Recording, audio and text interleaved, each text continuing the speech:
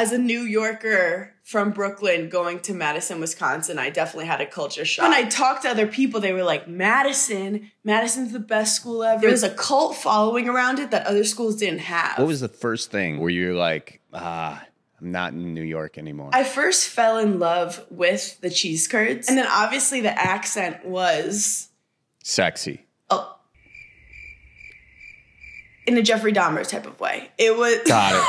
I just remember I started dealing with some guys who were like, yeah, I have to go duck hunting in the morning. And I was like, like, I'm from Brooklyn, New York. I've never even seen a gun. So I was like, duck hunting? Why are you killing ducks? They're like, yeah, I got to wake up at 7 a.m. When I was there, the Packers won the Super Bowl. Yeah. So I was a full cheesehead. Like, I was fully immersed in this culture. It really was like a high school for me because when you're an athlete at Wisconsin, you're kind of put in this like 2,000 person bubble. So I dated a football guy for a bit. It was cool that he was on ESPN, but he was like wearing a helmet, so whatever. And then when they lose the game, once he like lost the game for the team, I don't think I texted him for like 4 days. I was like, I'm gonna let him simmer off. It was just like intense. And then after like 6 months, I decided I'm off the athletes.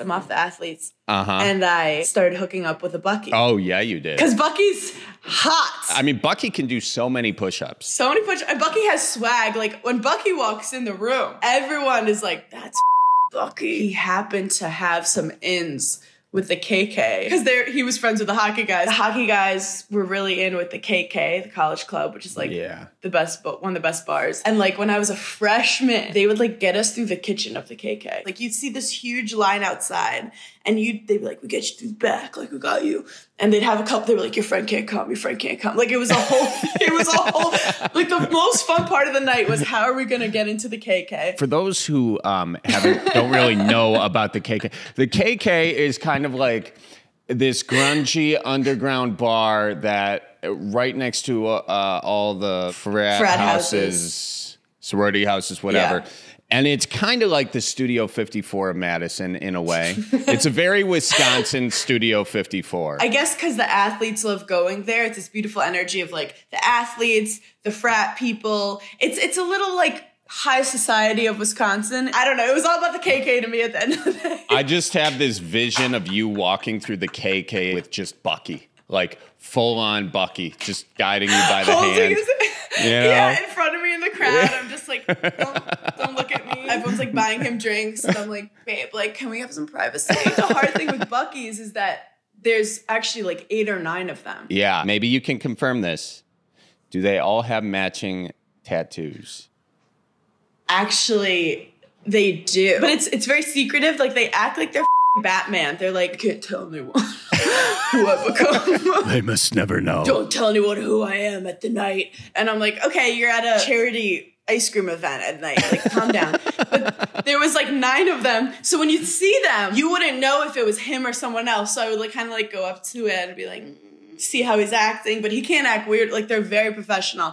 So I wouldn't even know all the time if it was him or someone else. You guys didn't have a sign. We were not that smart. We were mostly drunk. But I did get too drunk at the KK once. And I thought he was obsessed with me. It was the beginning of the summer. I was living on Mifflin. I was like, this is gonna be the best summer of my life. I said to him something when I got drunk, like, we should be together, but like, we don't have to be Facebook official, but like, we should be together. And I thought I was like gonna make his year. Then he ghosted me for like a week.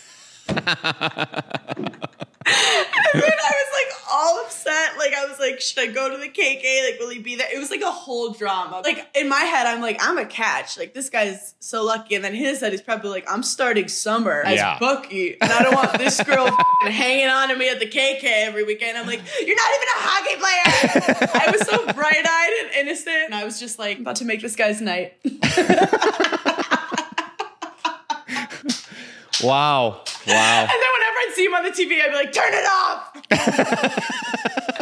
It's like for a cancer charity event, and it's like, I can't see him anymore. Everywhere I go, there he is. It's like, Bucky raised 50 grand for the homeless, and I'm like, turn it off, that asshole. This is so naughty, but now I'm also remembering I did make out with another Bucky. At the same time? No.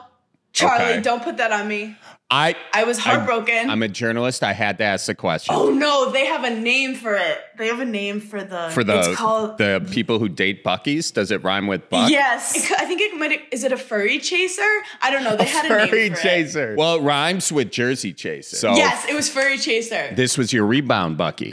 Yes, real Bucky, and he was cute. He was good looking, but it was so funny. I was like, look, I've been through this before. Buckies, I know your games. I was like, I'll see you at 6 a.m. tomorrow. Don't talk about the other Bucky. So roll out the barrel and get the band brewing. Life's got you down. Just keep her moving.